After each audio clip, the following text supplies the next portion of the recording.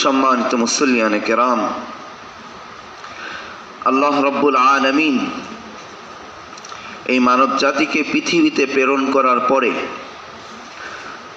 মানব জাতির জন্য এক অবিকৃত এবং এক সুমহান সংবিধান ধর্মগ্রন্থ আল কোরআনকে নাজিল করেছেন এবং জীবনের প্রত্যেকটি পার্ট, লাইফের প্রত্যেকটি পার্টে আল্লাহ রব্বুল আলামিন কোরআনুল কারীমে আমাদেরকে দিক নির্দেশনা দিয়েছেন। শুধু তাই নয়, এই কোরআনুল কারীমের সমস্ত আয়াতের উপরে যিনি আমাদেরকে প্র্যাকটিক্যালি বাস্তবে আমল করে দেখাবেন, সেই মহান আদর্শ মুহাম্মদুর রাসূলুল্লাহ সাল্লাল্লাহু আলাইহি ওয়াসাল্লামকে আমাদের মাঝে প্রেরণ করেছেন এবং এই কোরআন আল্লাহ রব্বুল আলামিন তার উপরেই নাজিল করেছেন। সে মহান রাসূলুল্লাহ সাল্লাল্লাহু আলাইহি ওয়াসাল্লাম আমাদেরকে দেখিয়েছেন জীবনের প্রত্যেকটি পদে পদে কিভাবে কোরআনকে অনুসরণ করতে হবে। তিনি আমাদেরকে শিক্ষা দিয়েছেন জীবনের সকল ক্ষেত্রে কেউ যদি কোরআনুল কারীম তথা আমার সুন্নাহকে আঁকড়ে ধরে পালন করে তাহলে সে বিজয়ী হতে বাধ্য, বিজয় তার হাতে ধরা দিবেই দিবে। তো আজকে আমরা দেখেছি, আজকে যাবতীয় যা কিছু জাগতিক নিয়ামত রয়েছে তার মধ্যে অন্যতম একটি নিয়ামত হচ্ছে স্বাধীনতা, অর্থাৎ বিজয়। আল্লাহ সুবহানাহু ওয়া তাআলা জুলুম, বঞ্চনা এবং শোষণ থেকে আত্মরক্ষা করা এটা আমাদের উপরে ঈমানি দায়িত্ব হিসেবে দান করেছেন এবং কোরআনুল কারীমে আল্লাহ সুবহানাহু ওয়া তাআলা বলছেন, ওয়াল্লাযীনা ইযা আসাবাহুমুল বাগয়ু হুম ইয়ানতাসিরুন, অর্থাৎ যারা অত্যাচারিত হলে প্রতিরোধ করেন। আজকে এই আয়াতে কারিমার বাস্তব একটি রূপ, বাস্তবিক রূপ আমরা দেখেছি।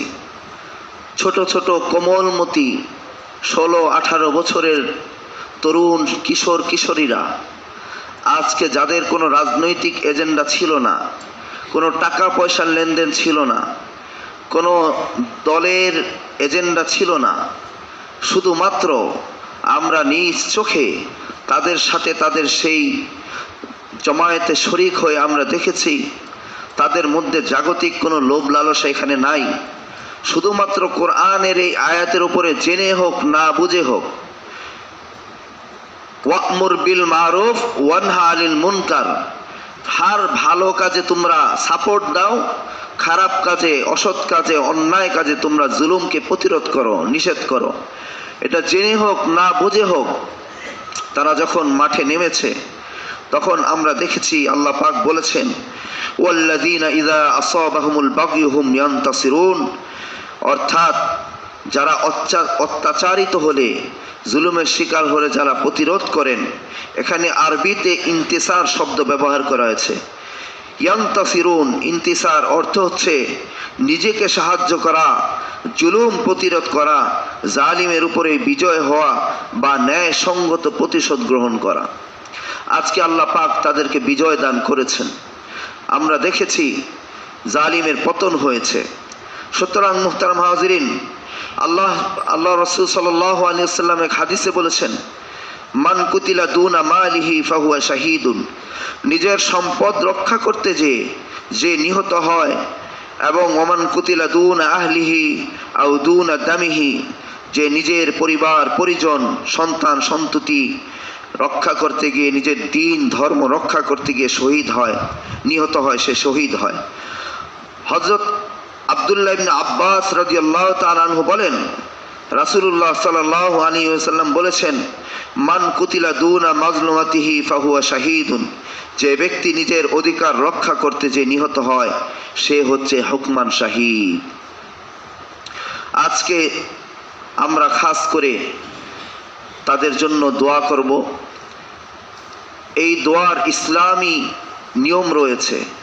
কোথাও মোমবাতি জ্বালানো, কোথায় শহীদদের জন্য আজকে আমরা ফুল দেই, কোথাও কোথাও শহীদ বেদি নির্মাণ করা হয়। কোথায় কোথায় শহীদদের মূর্তি নির্মাণ করা হয়। এটা ইব্রাহিম আলাইহিস সালাতু ওয়াস সালামের সুন্নাতের বিরোধী। ইব্রাহিম আলাইহিস সালাতু ওয়াস সালাম সবসময় তাওহীদের প্রতি দাওয়াত দিতেন এবং তার প্রধান মিশন ছিল মূর্তি ভাঙা। আজকে আপনারা দেখেছেন জনতা যখন বিজয় লাভ করলো, ইব্রাহিম আলাইহিস সালাতু ওয়াস সালামের সেই সুন্নত জিন্দা করলো মূর্তি ভেঙে। কিন্তু তাম পৃথিবীর কোনো পয়গম্বর, কোনো নবী আলাইহিস সালাতু ওয়াস সালাম, কোনো সাহাবীর কোনো সুন্নত এটা ছিল না যে মানুষের বাসভবন ভাঙচুর করা, আগুন দেওয়া। মনে রাখবেন, আপনার উপরে যদি কেউ জুলুম করে, অন্যায় করে, সে হতে পারে পুলিশ, হতে পারে যে কোনো বাহিনীর, ব্যক্তিগতভাবে সে অপরাধী। 100 জন পুলিশের মধ্যে হয়তো আপনার উপরে 20 জন 30 জন জুলুম করেছে। আমি অনেক রিক্সাওয়ালার সাথে কথা বলেছি, তারা অত্যন্ত আনন্দের সাথে বলতেছিল যে হুজুর 10 বছর ধরে আজকে রিক্সা চালাই, প্রতি মাসে 1000 টাকা করে দিতে হয়েছে তাদেরকে। প্রতিদিন রিক্সা ধরলেই 500, 200, 300, 600 টাকা তাদেরকে দিতে হয়েছে। কিন্তু মনে রাখবেন মোহতারাম হাজিরিন, আমাদের পরিচিত অনেক পুলিশ বাহিনীতে সদস্য রয়েছেন যারা কোনোদিন ঘুষ খান না। এমন আছে কি নাই বলেন? প্রত্যেকের জীবনের নিরাপত্তা এটা মুসলমানদের অধিকার। আমার রাসূলের সুন্নত কি? মক্কা বিজয় লাভ করেছিলেন, দীর্ঘ 10 বছর বিতাড়িত জীবন যাপন করার পরে যখন মক্কা বিজয় লাভ করলেন, তিনি মক্কায় এসে কোনো ইহুদির ঘরে আগুন দেন নাই। ইহুদিরা আমাকে আপনাকে কষ্ট দেয় নাই। রাসূলুল্লাহ সাল্লাল্লাহু আলাইহি সাল্লামকে তারা 53 বছর কষ্ট দিছে। কয় বছর? 53 বছর। রাসূলুল্লাহ সাল্লাল্লাহু আলাইহি সাল্লাম কোনো স্থাপনার ক্ষতি করেন নাই। ও আমার ভাই, আমরা দেখেছি কত মানুষ লুটপাট করেছে। এটা পৃথিবীর কোনো ফতোয়া দিয়ে, কোনো মুফতি সাহেবদের মাসলা দিয়ে আপনারা এই লুটপাটকে কোনোভাবে 1 পয়সাও হালাল করতে পারবেন না, জায়েজ করতে পারবেন না। আমাদের সাথে অনেকে ছিলেন, সুযোগ ছিল অনেক কিছু নেওয়ার, আমি তাদেরকে আটকাইছি, বলছি খবরদার ভাই, আপনি এখানে 1 পয়সা নিলে আপনি এটা জায়েজ করতে পারবেন না। আপনি জুলুমের বিরুদ্ধে, শোষণ এর বিরুদ্ধে আপনি সংগ্রাম করেছেন, এখন আপনি আজকে ক্ষমতা পেয়েছেন, আজকে আপনি নিজেই শোষণ শুরু করছেন, তাহলে তাদের সাথে আপনার কি তফাৎ রইল? স্থাপনার কি প্রাণ আছে বলেন? আপনি সারা দেশে সমস্ত সংসদ ভবন, বিচারালয় আপনি পুরায়া দেন আগুন দিয়ে, সেটার কি কোনো প্রাণ আছে? চেয়ার, ইট, সিমেন্ট, হ্যাঁ, খাম্বা, পিলার, খুঁটি, তারপরে খাট, তোষক, কাঁথা, বালিশ, এগুলার কোনো প্রাণ নাই। এগুলোর উপরে আপনি কিসের প্রতিশোধ নিচ্ছেন? আপনি যদি সত্যিকার অর্থে রাসূলের উম্মত হয়ে থাকেন, আপনি তাহলে ক্ষমা করতে শিখুন। আপনি ক্ষমার অনন্য দৃষ্টান্ত স্থাপন করুন। আপনি স্থাপনা লুটপাট করবেন, এটা কোনোদিন মুসলমানদের কাজ হতে পারে না। মুসলমানরা তো তাদের আখলাক দেখিয়ে মানুষের দিল কেড়ে নিয়েছিল। কাফের ইহুদি নাসারা বড় বড় কাফেরদের হৃদয় তাদের আখলাক দেখে কেড়ে নিয়েছিল।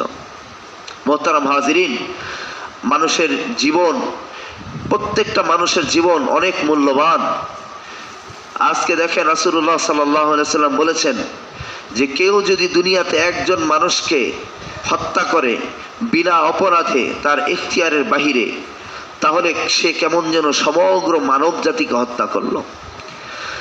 একটা সময় যখন নিরাপরাধ মানুষের উপরে গুলি করার অধিকার পুলিশের ছিল না, আইন শৃঙ্খলা রক্ষাকারী বাহিনী যারা রাষ্ট্রের ট্যাক্সের টাকায়, জনগণের কষ্টের ট্যাক্সের টাকায় যাদের জীবন চলে, যারা বেতন নেয় জনগণের ট্যাক্সের টাকা, আমার আপনার কষ্টের ঘামের পরিশ্রমের টাকায়, যাদের মূল দায়িত্ব ছিল আমার আপনার টাকায় তাদের সন্তানরা লালিত পালিত হচ্ছে, তাদের ঘর বাড়ি হচ্ছে, তাদের পেটে রিজিকের ব্যবস্থা হচ্ছে, তাদের উচিত ছিল জনগণকে আত্মরক্ষা করা, প্রতিরক্ষা দেওয়া। তারা যখন সাধারণ মানুষের বুকে গুলি চালিয়েছে, তারা অপরাধী হয়েছে। আমি আপনি তো জানি না কে অপরাধ করেছে, সঠিকভাবে আইনের মাধ্যমে দেশে সেটার বিচার হওয়া প্রয়োজন, আমরা সেই দাবি জানিয়ে যাই, আজও জানিয়ে যাই। কিন্তু আমার আপনার কোনো অধিকার নেই কোনো মানুষকে জীবন্ত পুড়িয়ে আগুনে পুড়িয়ে দেওয়ার। এটা সম্পূর্ণ আল্লাহর অধিকার। আল্লাহর কুদরতের শক্তির মধ্যে মানুষের হাত দেওয়া, আল্লাহর ক্ষমতার মধ্যে মানুষের হাত দেওয়া। সুতরাং মুহতারাম হাজিরিন, আমরা ওলামায়ে কেরাম সব সময় শান্তির সপক্ষে ছিলাম। আমরা বিভিন্নভাবে জেল, নির্যাতন, জুলুম সহ্য করে আমরা মসজিদের মিম্বর থেকে সব সময় সমস্ত মানুষদেরকে শান্তির বয়ান দিয়ে এসেছি। আমরা কোরআন হাদিস থেকে প্রমাণ করেছি রক্তপাত করা হারাম। হাদিসে এসেছে এক মুসলমানের জন্য আরেক মুসলমানের জান, মাল, সম্পদ সম্পূর্ণ হারাম করে দেওয়া হয়েছে। অন্যায়ভাবে কোনো কিছু জুলুম করে নেওয়া যাবে না। এখনও যারা রয়েছেন, যারা ক্ষোভ পুষে রেখেছেন, আল্লাহর ওয়াস্তে আল্লাহর জন্য সকলকে মাফ করে দেন। সবাই বলি ইনশাআল্লাহ। মাফ করে দেন। ভালো হতে আমাদের সবার ভালো লাগে। রাস্তাঘাটে আমরা এখন দেখছি কোমলমতি ছাত্ররা, ছোট ছোট আমাদের ভাতিজা ভাতিজির সমান ছোট ছোট বাচ্চারা কি সুন্দর আইন শৃঙ্খলা রক্ষা করতেছে। একটা ড্রাইভাররে দেখি নাই যে তাদেরকে গালি দিছে। রং সাইড দিয়ে গেছে, ড্রাইভারকে থামায়া বলছে 10 মিনিট আপনি দাঁড়ায় থাকেন। কোনো ড্রাইভারের কোমরে সে লাঠি দিয়ে বাড়ি দেয় নাই। হেলমেট ছাড়া গেছে, ছাত্ররা ছাত্রী এসে বুঝাইতেছে, আঙ্কেল, চাচ্চু, হ্যাঁ আঙ্কেল, আপনার জীবনের কি কোনো মায়া নাই? আপনার জীবনটা যদি চলে যায় অ্যাক্সিডেন্টে, আপনি যদি মাথায় আঘাত পান, আপনার আমার বয়সী মেয়ে আছে, ছেলে আছে, আপনার এই মেয়ে ছেলেকে কে দেখবে আঙ্কেল? তাদের কথা ভেবে হলেও হেলমেট পরেন। কি শান্তি! একটা ড্রাইভারের মনে কষ্ট দেখি নাই, সে গালি দেয় নাই। অথচ এক সময় এই দেশে যাদের আইন শৃঙ্খলা রক্ষার দায়িত্ব ছিল, তারা সুযোগ পাইলেই গরিব শ্রেণীর মানুষদের গায়ে হাত তুলত, সুযোগ পেলেই তাদের কাছ থেকে টাকা নিত। এই ছাত্ররা দেখিয়ে দিয়েছে যে কেবলমাত্র কোনো ধর্ম, বর্ণ পরিচয় নয়, কেবলমাত্র অন্যায়ের বিরুদ্ধে কেউ যদি দাঁড়িয়ে যায়, এক আবু সাঈদ জীবন দিয়ে প্রমাণ করেছে যে অন্যায়ের বিরুদ্ধে আমার এক ক্ষুদ্র জীবনও যদি যায়, আমার এই ক্ষুদ্র জীবনের বিরুদ্ধে যে বিজয় লাভ হবে জুলুম অন্যায়ের বিরুদ্ধে, সেটা হতে পারে সুবিশাল। জোরে বলেন ঠিক কিনা? এখন সবাই ঈর্ষান্বিত। এক আবু সাঈদ এমন জীবন দান করেছে, অমর হয়ে গেছে, অমর হয়ে গিয়েছে। আজকে বাংলার ঘরে ঘরে সবাই স্বপ্ন দেখে আমার ঘরে যদি একটা আবু সাঈদ থাকতো।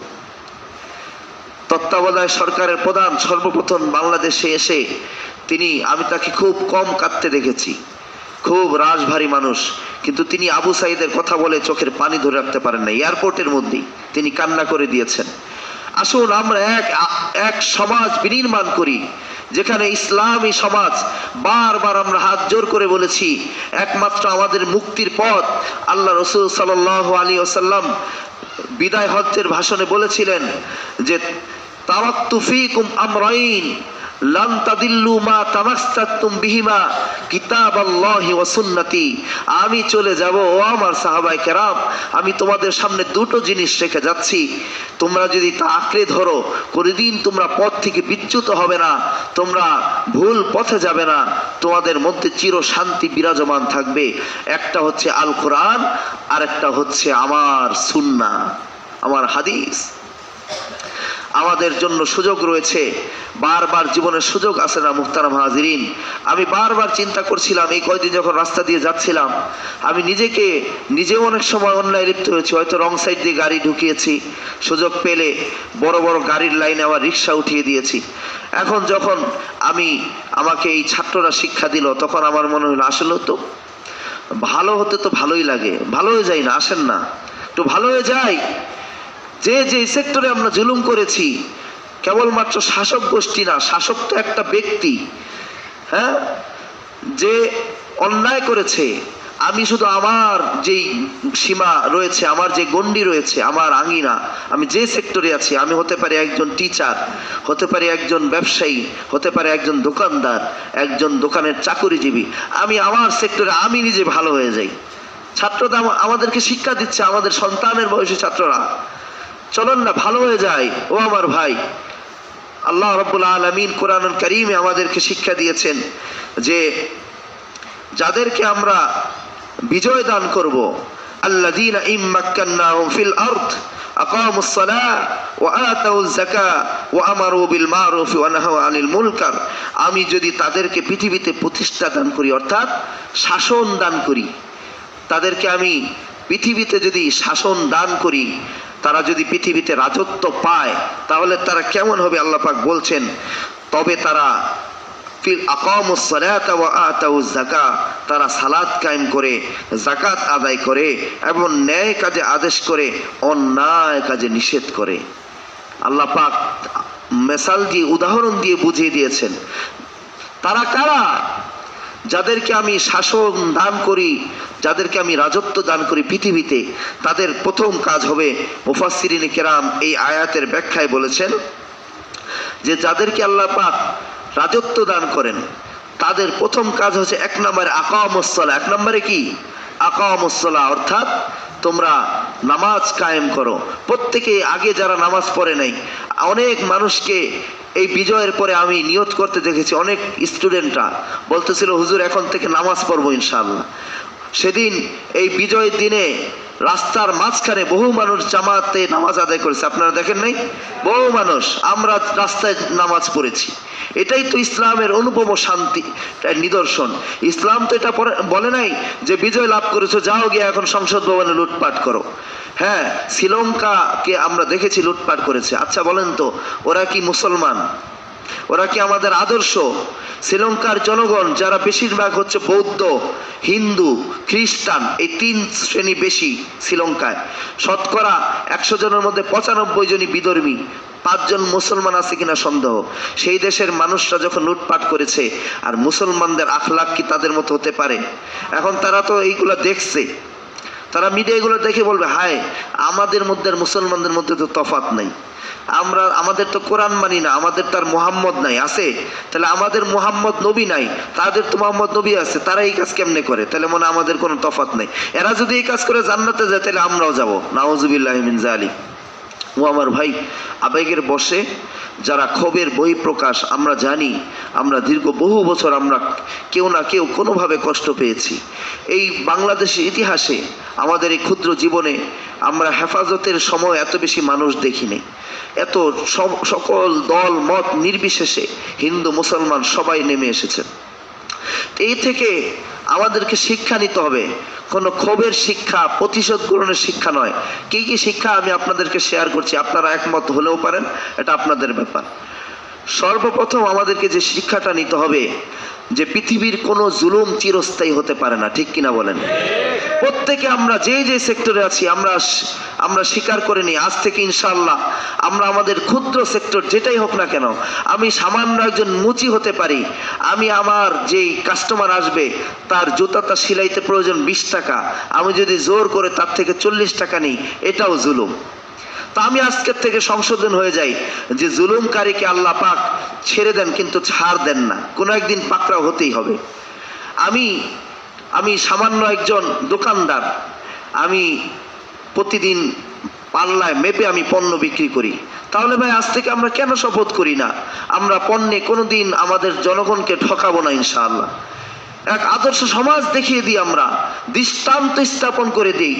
আজকে যেরকম বাংলাদেশের পাঠ্যপুস্তকে, প্রত্যেকটা শ্রেণীর পাঠ্যপুস্তকে 71-এর মহান যারা স্বাধীনতার জন্য জীবন দিয়েছেন তাদের জীবনী লেখা হয়, আমাদের ছাত্ররা পড়ে, গর্বের সাথে তাদের নাম জপে। Lieutenant MG. ওসমানী, হ্যাঁ, তারপরে বরকত সালাম, রফিক, আব্দুল জব্বার এবং বীর শ্রেষ্ঠ মুন্সি আব্দুর রব, এদের নাম যখন নেয় বলেন তো শ্রদ্ধা আসে না? আসে কিনা? এরা তো জীবন দিয়েছিলেন। আজকে আমরা কেন এমন হই না? আমি কেন একজন মুন্সি আব্দুর রব হতে পারি না? আমি জুলুম থেকে সরে আসি, আমি আমার সেক্টরে পণ্যে কম দিব না, আমি সেলাই সেক্টরে কাজ করি কালীগঞ্জে, আমি সেলাইটা ভালো করে করি, আমি বিভিন্ন সেক্টরে কাজ করি, আমি স্কুল শিক্ষক, আমি আমার ছাত্রকে যত্ন নিয়ে পড়াই। মনে রাখবেন এমন দিন আসবে এক সময় আমাদের কয়েক প্রজন্ম পরের ছাত্ররা আমাদের জীবনীও পাঠ করবে যে তারা সোনালী এক সমাজ শিক্ষা দিয়েছিলেন। রাসূলুল্লাহ সাল্লাল্লাহু আলাইহি সাল্লামের জীবনী আমরা এখন প্রত্যেকটা মানুষ পাঠ করি।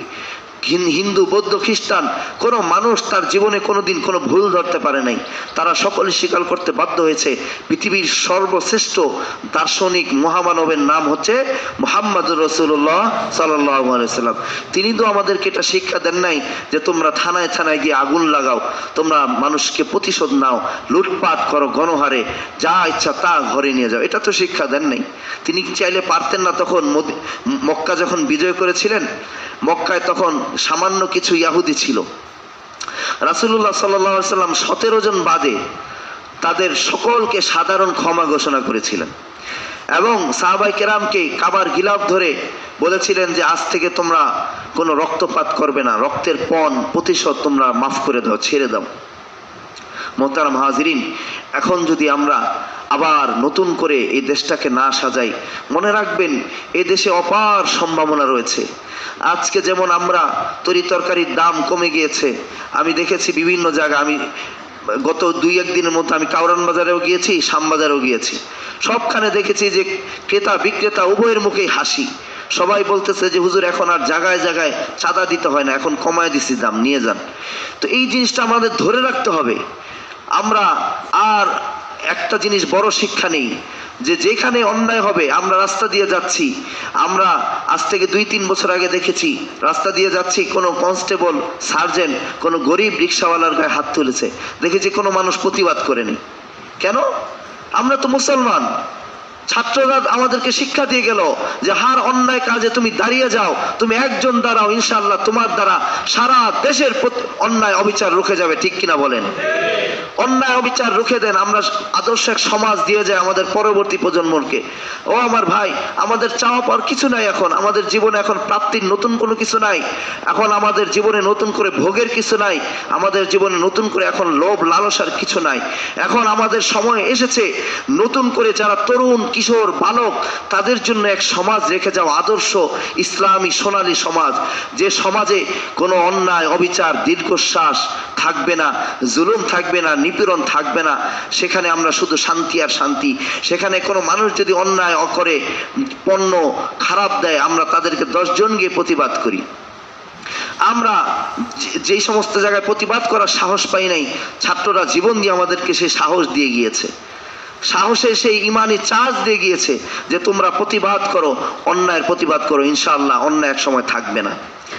আমাদের জন্য সবচেয়ে বড় শিক্ষা হচ্ছে মোহতারাম হাজিরিন এখান থেকে, সেটা হচ্ছে যে আমরা এটা যেন মনে না করি যে ক্ষমতা পেলেই শুধুমাত্র শাসক গোষ্ঠী, ক্ষমতা পেলেই আমাদের অধীনস্থ যারা তাদের উপরে ক্ষমতার অপব্যবহার করা। মনে রাখবেন আল্লাহ পাক কোন না কোনো সুরতে একদিন আপনাকে দুনিয়া অথবা আখেরাতে কোনোদিন না কোনোদিন পাকড়াও করবেনি। বাঁচার উপায় নেই।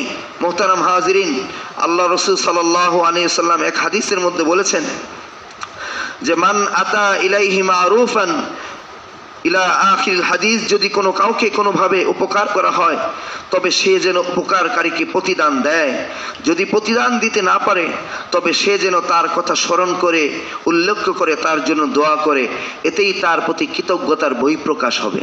মোহতারাম হাজিরিন, সমাজের প্রত্যেকটা মানুষকে প্রত্যেকটা সেক্টরে আজকে আমরা উপকার করার চেষ্টা করি। আমার পাড়া প্রতিবেশী চেহারা দেখে নয়, যে যেখানে পারি, কোনো একটা মানুষ বোঝা নিতে পারছে না, আসুন আমরা নতুন সমাজ বিনির্মাণে আমরা তাদের বোঝাটা আগায় দিই। আজকে দেখেছেন আপনারা ছোট ছোট বাচ্চারা পুরা ঢাকা শহর ঝকঝকে তকতকে করে ফেলেছে। আমি নিজ চোখে গিয়ে দেখেছি যে এই মেয়েগুলো কাজ করতেছিল, আমার দেখে মনে হচ্ছে কোনোদিন তারা নিজের ঘরে ঝাড়ুটাও দেয়নি, এমনভাবে তারা ঝাড়ু ধরতেছিল। আহা, কি এক নিদর্শন! তারা কিভাবে ময়লা, মানুষের পচা গলা ময়লা, প্রস্রাবের ময়লা, সেগুলা নিজ হাত দিয়ে ধরে ধরে তারা বস্তায় ভরতেছিল। এরাই তো আমাদের ভবিষ্যৎ। এই সমাজটাকে দাম দেন, এই ছাত্রদেরকে এই দাম দেন, তাদেরকে সম্মান করেন, রেসপেক্ট করেন। আমাদের সন্তানদেরকেও এরকম শেখান। নিজ আঙিনা পরিষ্কার করো, ঘর পরিষ্কার করো, এলাকা পরিষ্কার করো, নিজের আত্মাকে পরিষ্কার করো, কলবকে পরিষ্কার করো। যাদের দুর্নীতি আমরা দেখেছি, তারা কি কি পয়েন্টে পয়েন্টে দুর্নীতি করেছে, নিজেকে আগে সবক দাও যে আমি কোনোদিন এরকম করব না। একটু ভাবেন তো, যে কোনোদিন যদি আপনার এই পতনে আপনার প্রতিবেশী এরকম আনন্দ পায়, আপনার কাছে কেমন লাগবে বলেন তো? আপনি আপনার প্রতিবেশীর উপরে কখনো জুলুম করেছেন, তার জমি বেদখল করেছেন, আপনি তার চলার রাস্তার পথে আপনি ময়লা ফেলেছেন, আপনি চলার গলির পথে, আমাদের এলাকায় অনেকে আছে, আমি হাত জোর করে অনুরোধ করি, সরু গলি আমাদের এলাকায় 8 ফিট 6 ফিট গলি, অনেক ভাইরা আছেন নতুন বাড়ি করতেছেন, তারা বাড়ির ছাদের বৃষ্টির পানির পাইপ রাস্তায় দিয়ে দিচ্ছেন, সরাসরি মোটরের পানির পাইপ রাস্তায় দিয়ে দিচ্ছেন। অনেকবার আমি মসজিদে আসতে গিয়ে আমার সাদা জুব্বা এই পানিতে ভিজে গিয়েছে, কাদা লেগে গিয়েছে, আমি তাদের হাত জোর করে বলতে চাই, ভাই এটাও অন্যায়। কোনো মুসলমানকে কোনো মুসলমান কষ্ট দিতে পারে না। আজকে যদি আপনি এই কাজটা না করেন, আপনি এভাবে মানুষকে কষ্ট দেন, কোনো দিন যদি আপনি মৃত্যুবরণ করেন, আপনার ওই প্রতিবেশীর মনে যদি আনন্দ আসে যে এই জালেমটা অনেক কষ্ট দিছে, আমি একটু এবার আনন্দ করি, আপনার কাছে কেমন লাগবে বলেন তো? আপনি আজ থেকে নিজেকে শুধরায় ফেলেন। আল্লাহ রসুল সাল্লাল্লাহু আলাইহি ওয়াসাল্লাম আমাদেরকে বলেছেন যে তোমরা তোমাদের প্রতিবেশীদেরকে কোনোভাবে কষ্ট দিবে না, তোমরা তোমাদের মুসলমান ভাইদেরকে তোমাদের জন্য কষ্ট দাও আমি হারাম করে দিয়েছি। মান সালিমাল মুসলিম, অর্থাৎ আল মুসলিম মান সালিমাল মুসলিমিনা মিন লিসানিহি ওয়া ইয়াদিহি, তুমি ততক্ষণ পর্যন্ত না প্রকৃত মুমিন হতে পারবে না যতক্ষণ পর্যন্ত না তোমার হাত থেকে, তোমার জিহ্বা থেকে তোমার মুসলমান ভাই নিরাপদ না থাকবে। তুমি যদি তাকে কষ্ট দাও কোনো না কোনো ভাবে, তুমি প্রকৃত মুসলমান হতে পারবে না।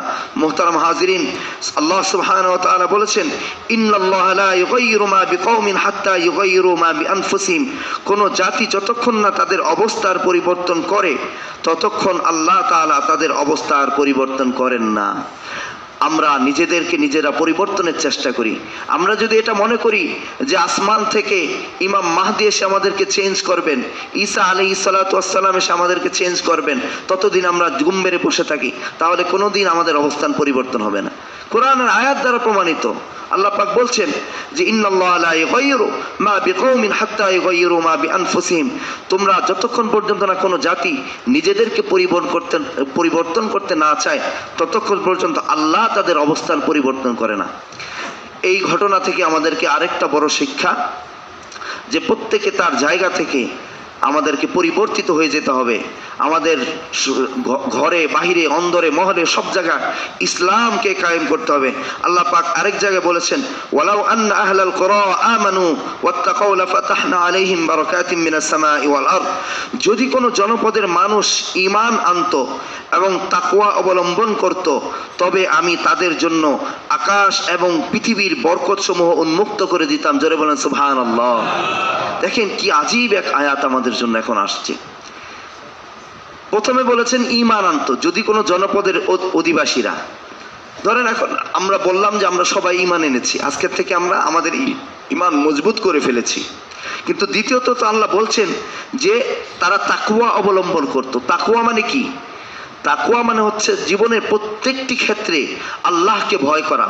আমি জীবনে যেখানে থাকি কেন, আমি কোথাও লুটপাট করতেছি, কোনো স্থাপনায় আগুন ধরাচ্ছি, আগুনটা যখন ধরাবো, গ্যাস লাইটটা যখন জ্বালাবো, তখনই যদি আমার মনে এটা আসে, আরে কেউ তো দেখতেছে না, আল্লাহ তো দেখতেছে।